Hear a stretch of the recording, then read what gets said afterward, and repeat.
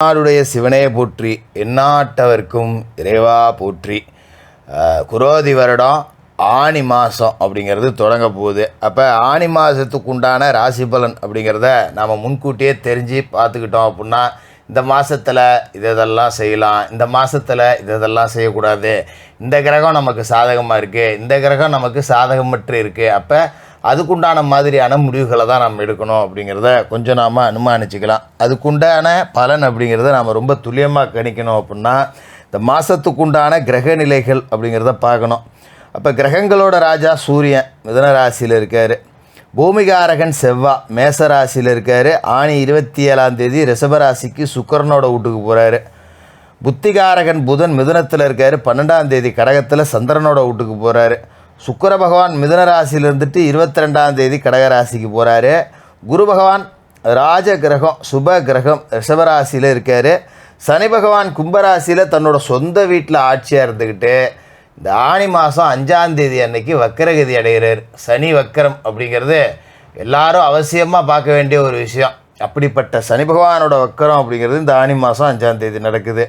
ராகு கேதுக்கள்னு பார்த்தீங்கன்னா, ராகு மீனத்தில் குரு பகவானோட வீட்டில் இருக்கார், கேது கன்னிராசியில் புதனோட வீட்டில் இருக்கார். இதான் இந்த மாதத்துக்கு உண்டான கிரகங்கள். சின்ன சின்ன மாறுதல்கள் அப்படிங்கிறது இருக்குது. சில கிரக சேர்க்கை அப்படிங்கிறது 12 வருஷத்துக்கு பிறகு இந்த மாதத்தில் நடக்குது. அப்படி ஒரு அற்புதமான மாற்றங்கள் நிகழக்கூடிய இந்த ஆனி மாதத்தில் உங்களோட ராசிக்கு என்ன கிடைக்குதுன்னு பார்த்துருவோம். மிதுன ராசி நேயர்களே, உங்களுக்கு இந்த ஆனி மாதம் எப்படி இருக்குதுன்னு பார்த்தோம்னா, இந்த ஆனி மாதத்தை பொறுத்த வரைக்கும் பெரும்பகுதி கிரகங்கள் உங்களோட ராசியிலேருந்து உங்களோட ராசிக்கு தனஸ்தானமான கடகராசிக்கு போகுது. அப்போ இது ஒரு அற்புதமான காலகட்டம் அப்படிங்கிறத சொல்லிக்கலாம். அதில் எந்த விதமான மாற்றமும் கிடையாது. அதே நேரத்தில் உங்களோட ராசியை பொறுத்த வரைக்கும் பார்த்திங்கன்னா, சனி பகவான் உங்களோட ராசிக்கு 9வது வீட்டில் இருக்கார். ராசிக்கு 8க்கும் அவர் தான் அதிபதி, 9க்கும் அவர் தான் அதிபதி. அப்போ 9ஆம் வீட்டுக்கு அதிபதியாக இருக்கக்கூடிய சனி பகவான் இப்போ வக்கிரகதி அடைகிறார். அப்போ கொஞ்சம் நாம் கவனமாக இருக்கணும். அதாவது 9ஆம் வீட்டுக்கு அதிபதியான சனி பகவான் வக்கரகதி அடைகிறார் அப்படிங்கும்போது நன்மை தீமை ரெண்டும் கலந்து தான் இருக்கும். அஷ்டமாதிபதியான அவர் வக்கரம் அடைகிறது நல்லது, ஏன்னா 8க்கு அவர் தான் அதிபதி. அப்போ கடந்த காலகட்டத்தில் இழப்பீடுகளை ஈடு செய்ய இப்போ ரொம்ப அற்புதமான காலகட்டம்.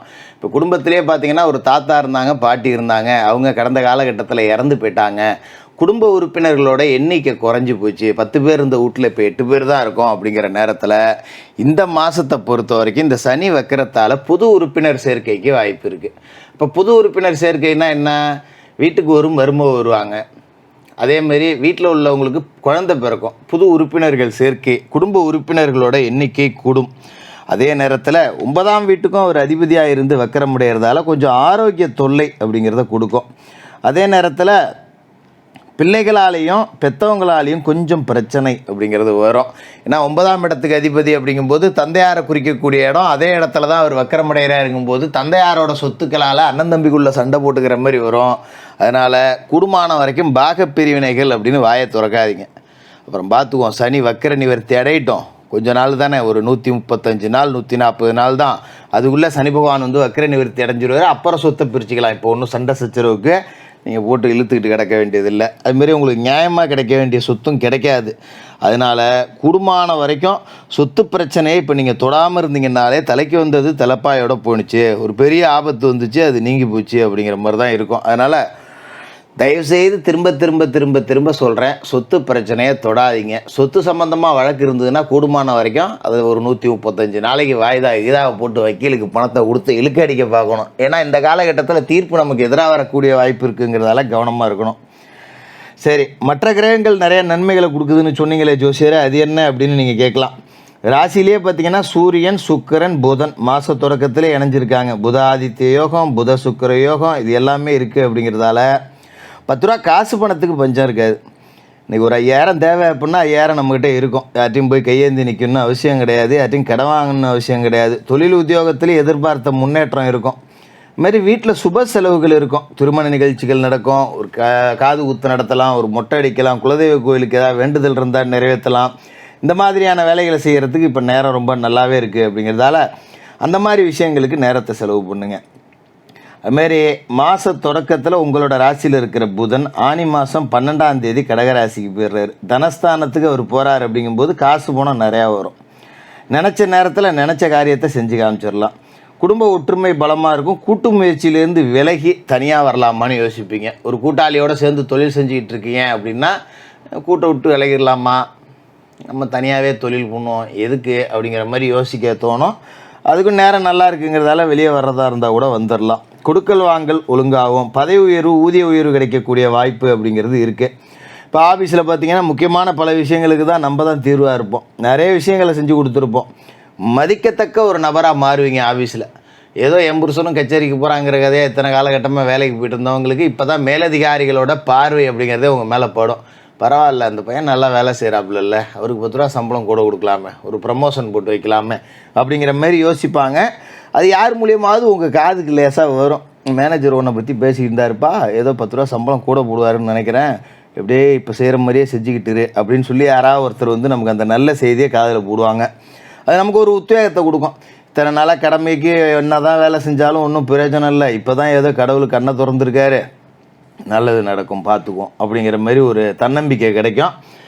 அதுமாரி பார்த்திங்கன்னா மாத தொடக்கத்தில் சுக்கிரன் உங்கள் ராசியில் தான் இருக்கார். 22ஆம் தேதி வரைக்கும் இருக்கார். 23ஆம் தேதி தான் கடகராசிக்கு சுக்கிரன் போகிறாரு. விரையாதிபதியான சுக்கிரன் தனஸ்தானத்துக்கு வரும்போது ஒரு பக்கம் விரயம் இருந்தாலும் அதுக்கு தக்கன காசு பணம் அப்படிங்கிறது வந்துடும். நாளைக்கு ஒரு 10,000 செலவு இருக்குது நமக்கு அப்படின்னா இன்றைக்கி 10,000 வந்துடும், கவலைப்பட வேண்டியதில்லை. அதுமாரி எந்த ஒரு காரியத்தையும் பார்த்திங்கன்னா காசை வச்சுக்கிட்டு தான் செய்யணும்னு அவசியம் கிடையாது. நீங்கள் காரியத்தை ஆரம்பிச்சிங்கன்னா மலமலன்னு எங்கேருந்தாவது ஒரு மூலையிலேருந்து 10 ரூபா நமக்கு காசு வந்துடும், தானாகவே வந்துடும். அதுமாரி பெண் பிள்ளைகளோட சுப சடங்குகள் நடக்கக்கூடிய வாய்ப்பு. அப்போ திருமண வயசில் பெண் பிள்ளைகள் இருந்தால் வரன் பார்க்க தொடங்கலாம். நல்ல வரன் உடனே அமையும். நல்ல குடும்பமாக நல்ல உத்தியோகத்தில் இருக்கக்கூடிய மகன் கிடப்பான் அப்படிங்கிறதால அந்த வேலைகளில் நீங்கள் ஈடுபடலாம். அதுமாரி வெளிநாட்டு அழைப்புகள் வந்து மகிழ்ச்சியை கொடுக்கும். ரொம்ப நாளாக நானும் வெளிநாடு போகணுன்னு நினச்சேன் அப்படின்னு யோசிச்சுக்கிட்டு இருந்தவங்களுக்கெல்லாம் யாரோ ஒரு சுநேகிதம் மூலமாக, நண்பன் மூலியமாக, கூட்டாளி மூலியமாக, மாமா மச்சான் மூலியமாக ஒரு வேலைக்கான அழைப்பு வரும். அதை ஏற்றுக்கிட்டு போகலாம், தப்பு கிடையாது, நல்லபடியாக தான் இருக்குது. ஏன்னா 5க்கும் 12க்கும் அதிபதியாக சுக்கிரன் இருக்கிறதால பிள்ளைகளால் விரயங்கள் அப்படிங்கிறது வரும். அப்போ நாம் பிள்ளைகளை கொஞ்சம் அப்படி பிரிஞ்சு ஒரு வெளியூரில் போய் வேலை செய்கிறது, வெளிநாட்டில் வேலை செய்கிறதுனா அது அதில் அடிபட்டு போயிடும். பிள்ளைகளுக்கு அது சுப செலவாக போயிடும்.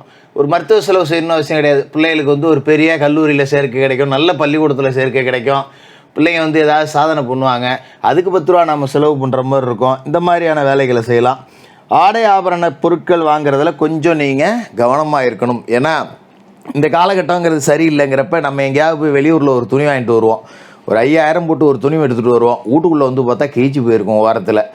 என்னடா இது ஏமாற்றி விட்டானுல, திரும்ப இங்கேருந்து எவன்டா அங்கே போய் மாற்றுறது அப்படிங்கிற மாதிரி ஆகிடும். அது மாதிரி நகை நட்டு வாங்கும்போதும் பார்த்திங்கன்னா தரமான கடைகளாக தேர்ந்தெடுத்து வாங்குங்க.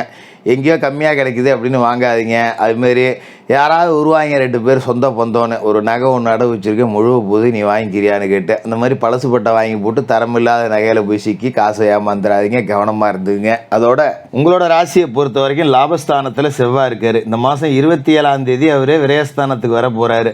லாபஸ்தானத்தில் செவ்வாய் இருக்கிறதால பூமி வகையில் லாபம் இருக்குது. ஆனால் சனி வைக்கிறோம் அப்படிங்கிறதால பூமி சார்ந்த விஷயங்களை சொத்து பத்தை பிரித்து அதில் தலையை கொடுக்காதீங்கன்னு நான் ஏற்கனவே சொன்னேன் இல்லையா, அதில் மட்டும் கவனமாக இருந்துங்க. மற்றபடி இந்த காலகட்டத்தில் நீங்கள் இடம் வாங்கலாம், இடம் வந்து விற்கலாம். உங்களோட சொந்த சம்பாத்தியம் இருந்ததுன்னா வாங்கிறது, விற்கிறது, போகிறது வர்றது எல்லாம் எடுத்துக்கலாம். மண்ணை தொட்டு செய்கிற எல்லா காரியத்துலேயும் பொண்ணாகும். பூமிக்காரகன் உங்களுக்கு சாதகமாக இருக்கார் அப்படிங்கிறதால நீங்கள் அதை பற்றி பயப்பட வேண்டியதில்லை. 27ஆம் தேதிக்கு மேலே அவர் விரயஸ்தானத்துக்கு வரார். அப்படிங்கும்போது கொஞ்சம் நம்ம இந்த புது முயற்சிகள் எல்லாத்தையும் தவிர்த்திடணும். ஒரு விவசாயத்தில் ஈடுபட்டுக்கிட்டு இருக்கேன், புதுசாக ஒரு உரம் வைக்கிறேன், புதுசாக பயிர் மாற்றுறேன், புதுசாக ஒரு பூச்சி மருந்து வந்துருக்கு அடிக்கலான்னு இருக்கேன், இதெல்லாம் வந்து 27ஆம் தேதிக்கு மேலே தொட்டு கூட பார்க்கக்கூடாது. அதுமாரி விளையிற பொருளுக்கு 27ஆம் தேதிக்கு மேலே கொஞ்சம் விலை கிடைக்காது. திடீர்னு பருவமழை மாறும், திடீர்னு மழை வரும், காஞ்சி போவோம், பேஞ்சு போவோம், இப்படியும் கெடுக்கும் அப்படியும் கெடுக்குமாங்கல்ல. 27ஆம் தேதிக்கு மேலே அது மாதிரி இருக்குங்கிறதால குடும்பமான வரைக்கும் பெரிய அளவில் விவசாயம் பண்ணுறவங்களாம் பயிர் காப்பீடு எடுத்து வச்சுக்கிறது அப்படிங்கிறது நல்லது. இந்த சனி வக்கிர காலம் அப்படிங்கிறது சரியில்லை அப்படிங்கிறதால தினமும் குளிச்சு முழிவிட்டு விநாயகப் பெருமான் வழிபாடு செய்யணும். சனிக்கிழமையில் மாதத்தில் ஒரு நாளாவது காலையில் எழுந்திரிச்சு எண்ணெய் தேய்ச்சி முழுவிட்டு சனி பகவானை மனசார வணங்குங்க. சனிக்கிழமையில் கருப்பு வஸ்திரத்தை அணிஞ்சிங்க, ஒரு கருப்பு சட்டையோ கருப்பு பேண்டோ, முடியாதவங்க ஒரு கருப்பு கைக்குட்டையாவது கையில் வச்சிங்க. கருப்பு நிற வாயில்லா ஜீவராசிகளுக்கு உணவு கொடுங்க. ஒரு கோயிலுக்கு போனால் யானைக்கு ஒரு பழம் கொடுக்குறேன், ஒரு கருப்பு பசுமாடு வருது ஒரு கீரை கொடுக்குறேன், கருப்பு நாய் இருக்குது ஒரு பிஸ்கட் வாங்கி போடுறேன், கருப்பு பூனை இருக்குது ஒரு பால் வாங்கி ஊற்றுறேன். இந்த மாதிரி கருப்பு நிற ஜீவராசிகளுக்கு உங்களால் முடிஞ்ச உதவிகள் செய்யுங்க. மாற்றுத்திறனாளிகளுக்கு உங்களால் முடிஞ்ச உதவிகளை செய்யுங்க. விரயத்தில் குரு இருக்கார் அப்படிங்கிறதால குரு பகவானுக்கு வியாழக்கிழமையில வெள்ளை கொண்டக்கடலையால் மாலை போட்டு குரு பகவானை வணங்குங்க. ஆதரவற்ற பிள்ளைகள் படிக்கக்கூடிய பள்ளிக்கூடத்துக்கு உங்களால் முடிஞ்ச உதவிகள் அப்படிங்கிறத செய்யுங்க. ரொம்ப அற்புதமாக இருக்கும் இந்த ஆனி மாதம். மிதுன ராசிக்காரர்களுக்கு வாழ்த்துக்கள்.